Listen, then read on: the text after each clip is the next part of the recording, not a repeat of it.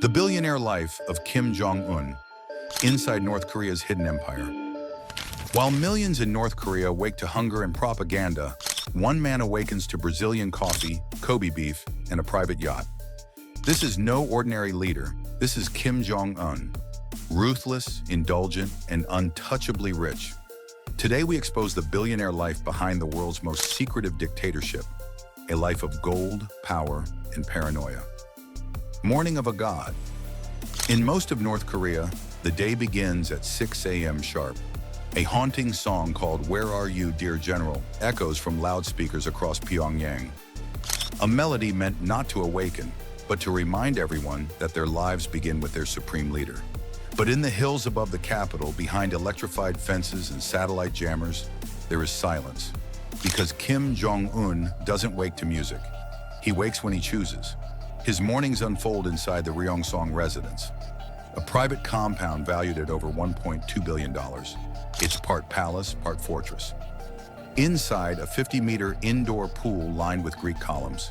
Temperature-controlled stables house imported European horses, a private shooting range tuned to his personal pistols. Even his bedroom is a bunker of luxury. Italian silk sheets, Persian rugs worth over $100,000, and climate-controlled air filtered for toxins. There are no windows, only smart panels projecting artificial sunrises that adjust to his chosen mood. Hours before he rises, security teams sweep the grounds. Every movement is choreographed to prevent patterns, to make assassination impossible. His rare Brazilian coffee, roasted to order at $500 a pound, is taste-tested for poison before it touches his golden cup. While his people queue for rice under surveillance, Kim starts his day in silence, velvet, and power. Because in North Korea, even time itself waits for him to open his eyes. Breakfast of excess. While millions of North Koreans begin their day with a bowl of cabbage soup, Kim Jong Un feasts like a monarch. His breakfast table, in a private dining wing of the Ryongseong estate, is a display of dominance. First course, thinly sliced Italian Parma ham, aged 24 months, smuggled through diplomatic channels. Then Kobe beef, medium rare, drizzled with black truffle oil, each serving costing over $400. Japanese Wagyu follows, marbled so richly it melts on touch.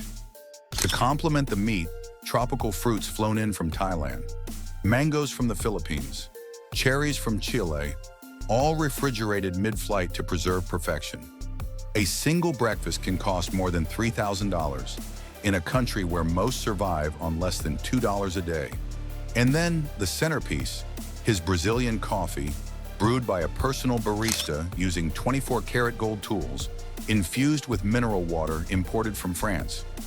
Outside, barefoot children walk to school hungry. Inside, the supreme leader dines in silk robes, surrounded by men trained to die before letting a camera glimpse his spoon. For Kim, breakfast isn't nourishment, it's theater, a daily ritual of control, a reminder that he alone feasts while others starve. Forbidden foods and indulgences. In a nation where meat is a memory and sugar a luxury, Kim Jong Un eats like an emperor, unbound by laws. Sanctions may choke North Korea's access to luxury goods, but behind closed doors, Kim's table remains untouchable. His favorite indulgence? Swiss Emmental cheese, a taste he acquired while studying in Switzerland. But that's just the start.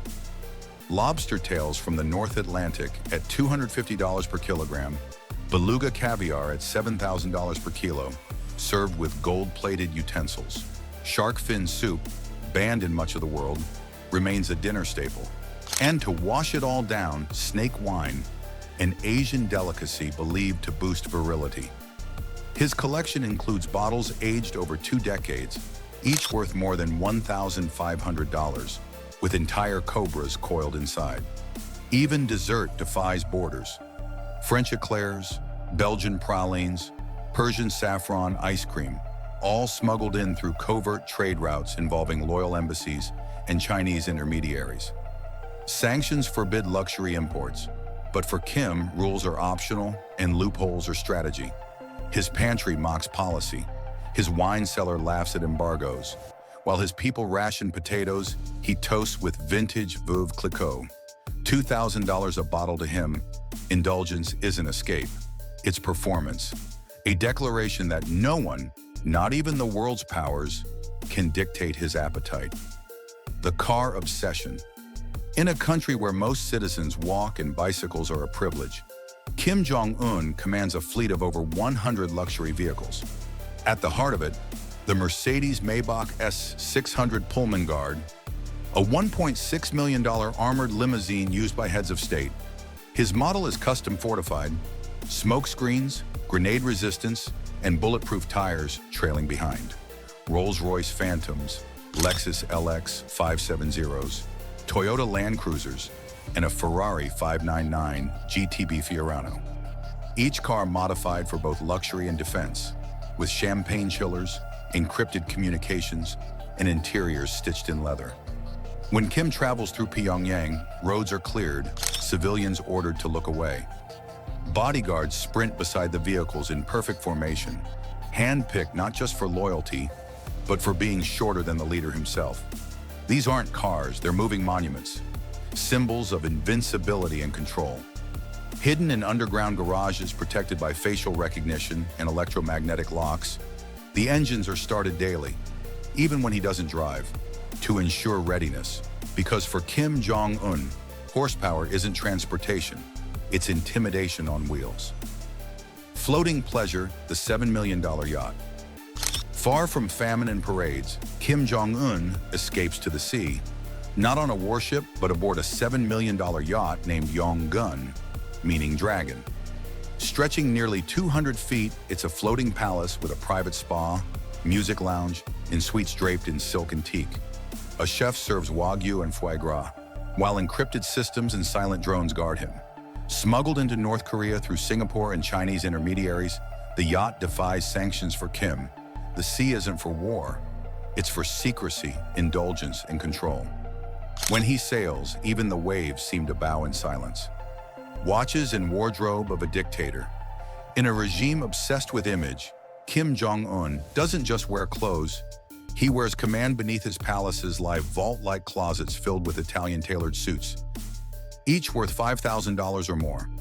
They're cut to hide his declining health and accentuate power. The illusion of vitality, his shoes are handmade leather imports, his coat's lined with silk and symbolism, but it's his watch collection that truly defines him. Valued at over $8.2 million, Patek Philippe, Rolex, Movado, diamond-studded Swiss tourbillons, models unavailable even to elite collectors. On camera, he wears simplicity. The black Mao suit, a nod to legacy and austerity. In private, he wears decadence. Every appearance, every outfit is a performance, a costume for control. Because in North Korea, even a cufflink is political. The secret harem, pleasure squad. Beneath Pyongyang's marble halls lies a hidden empire of desire. It's known as the Pleasure Squad, a rumored harem of up to 2,000 women, handpicked for beauty, obedience, and silence. Trained in dance, etiquette, and music, they're groomed in secluded villas, some never seen again after being summoned to serve.